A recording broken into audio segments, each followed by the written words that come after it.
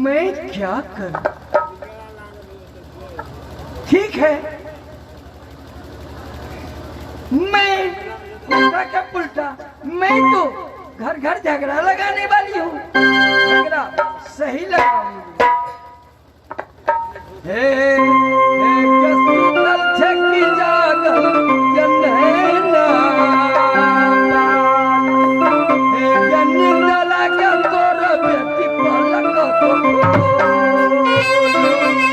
कैसा तो देवी दुर्गा ये महलिया में आई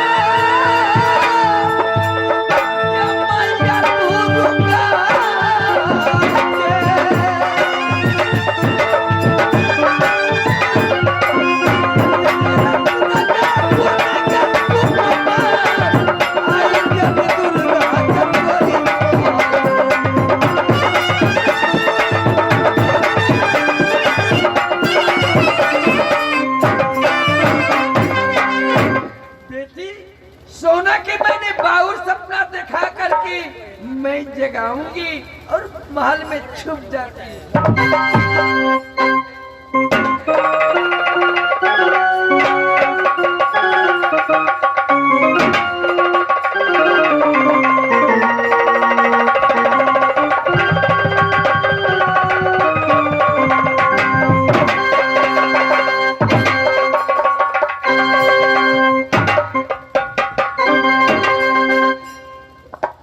हाय भगवान, मैं अपने महल में नींद की चैन से सो रही थी।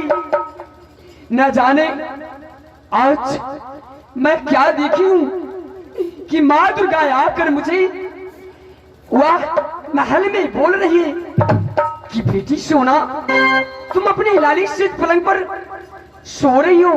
देख तेरी महल में मैं तुझे दर्शन देने के लिए आई हूं। हे मां दुर्गा, जिस दिन से मैं नाना सी मोहब्बत को आई उस दिनों से तुम कभी नहीं मेरी दर्शन दी मोहब्बत में।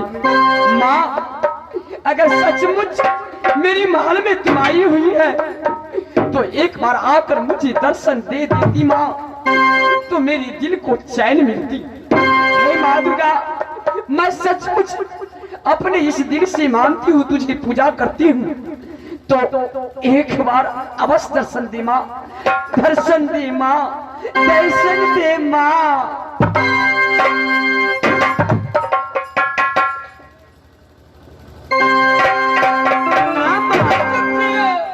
चुप चुप जियो बेटी सोना, तेरी उम्र लाख बरी, जैसे नीर बरही गंगा की वैसे गात तुम्हारी हो बेटी। माँ दुर्गा,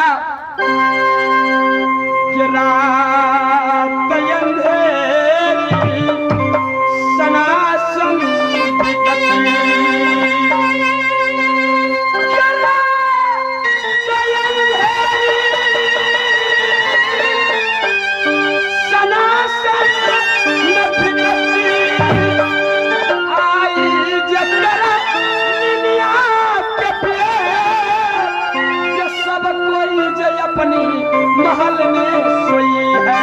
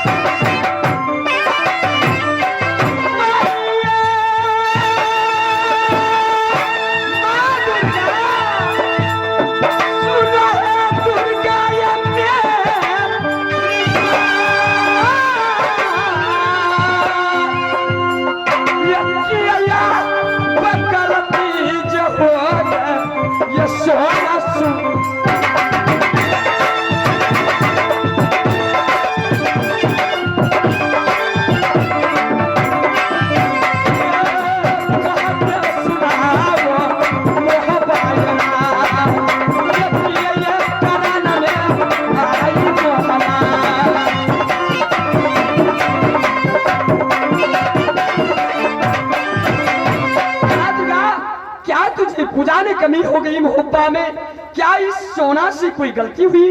मेरी माँ कह के सुनाओ। चुप रह। क्या चुप है?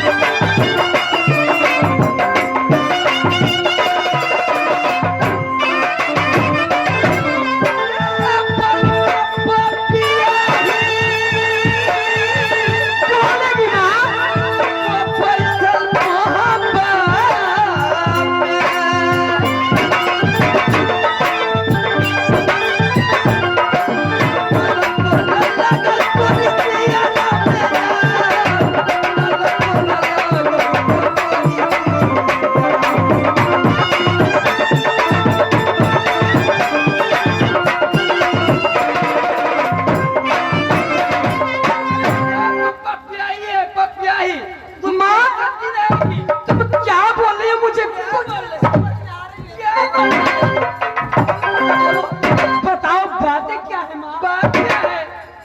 क्योंकि जिस दिन तुम कुमारी थी राजनैना में सब तीरथ सब धाम जोली में बैठ के जाती थी हाँ माँ। मेला देखने के लिए।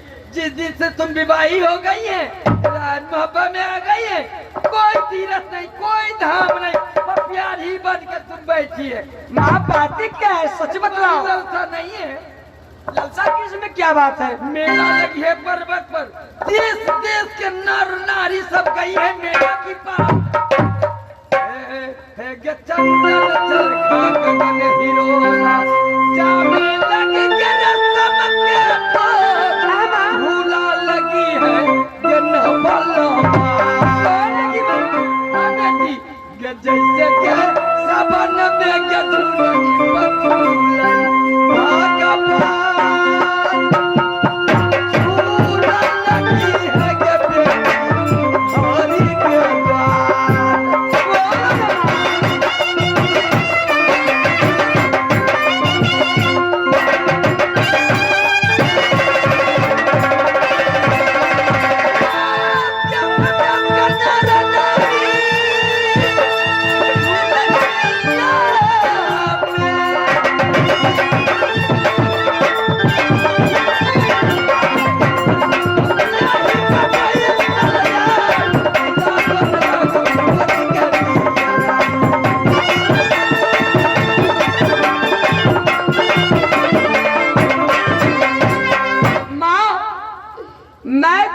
बात सुनकर मेरी दिल में और मेरी मुख से हंसी आ रही है माँ। क्यों? क्या घट गई है?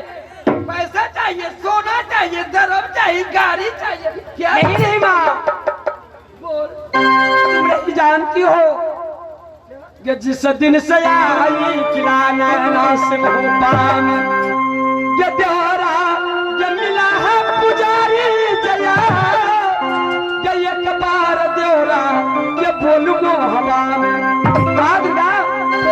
मैं एक बार देवर जी से बोल दूं कि देवर जी मेरी मोहब्बत में देवर देवर देवर देवर माँ दुर्गा, मैं एक बार मोहब्बत में देवर जी से बोल दूं कि देवर जी आप मेला लगा दीजिए, सुंदर से मंदिर बनवा दीजिए, और चंदन चरखा गगन हिलोरा कोई मिला गए रेशम की डोर, या सब देवरा बना कर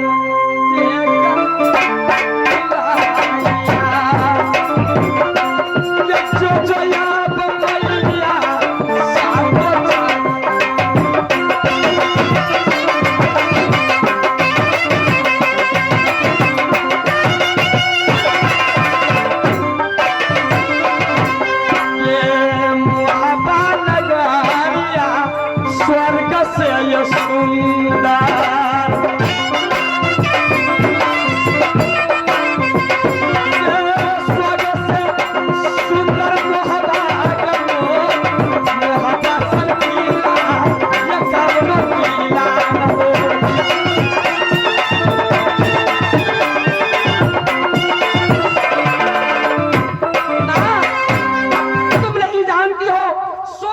सुंदर मेरी मोहब्बत है।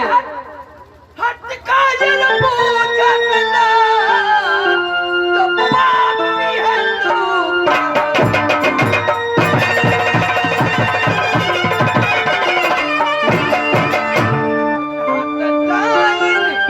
हट काजल पूजन ना तू पापी है तू।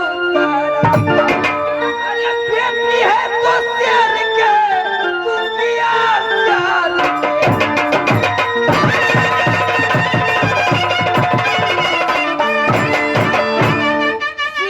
बेटी है तुम। सुबह इंद्र सन भाई तुम्हारे वीर, क्यों नहीं? सुदर्शन देवर तुम नागिन है, तुम पापी है पापी। तुम जाएगी या ना जाएगी बोल? मैं नहीं जाऊंगी। मैं तो सब नहीं जाऊंगी। देखो बेटी, चलो मेरी वचन मानो, अगर मैं रूठ कर चली जाऊंगी तो तुझे लाली पलंग पर चैन होकर तुम नहीं रहेगी।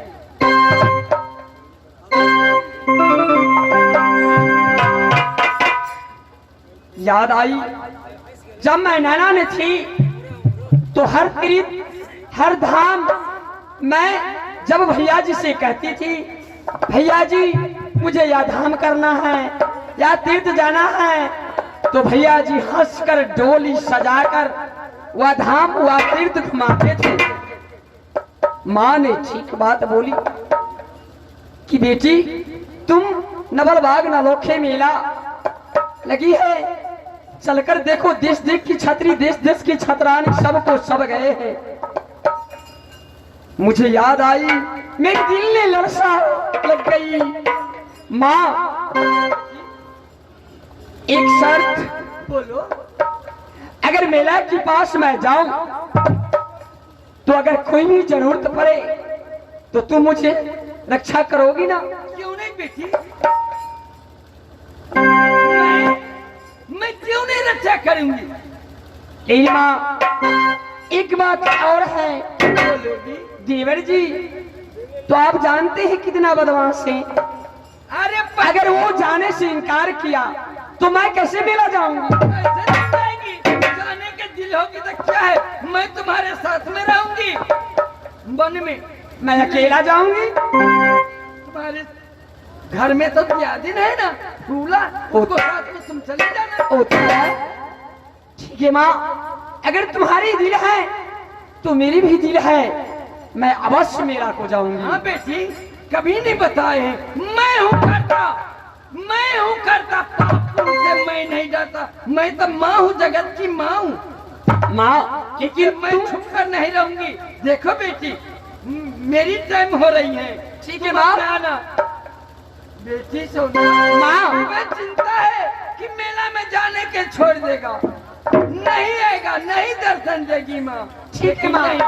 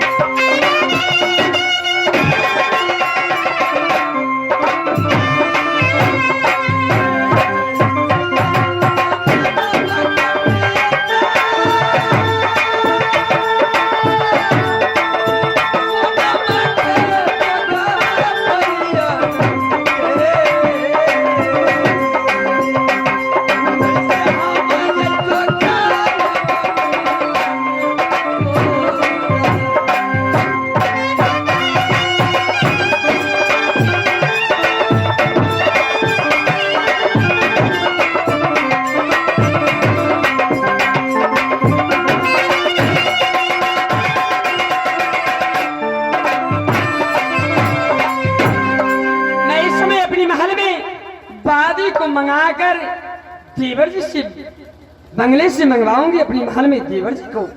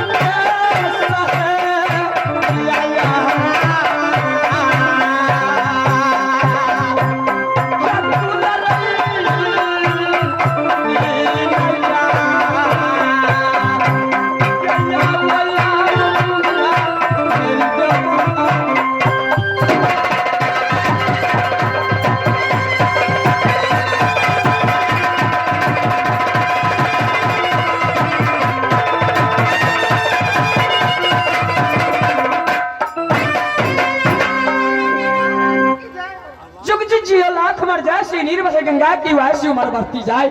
दादी आज मैं अपनी महल में तुझे किस लिए बुलाई हूँ तुझे मालूम है? आज मैं एक पत्र लिख कर देती हूँ, देवर जी को बंगले पर जाओ, देवर जी से वह पत्र दे देना, फिर तुम महल को वापस आ जाना, ठीक है?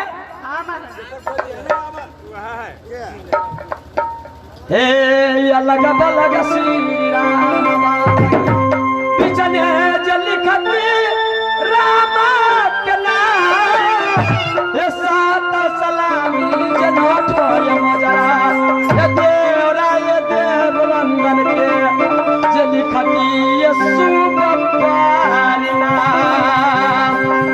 देवरा ये उदल जलिखती सुबया सिरबा ये पाती पर हाथ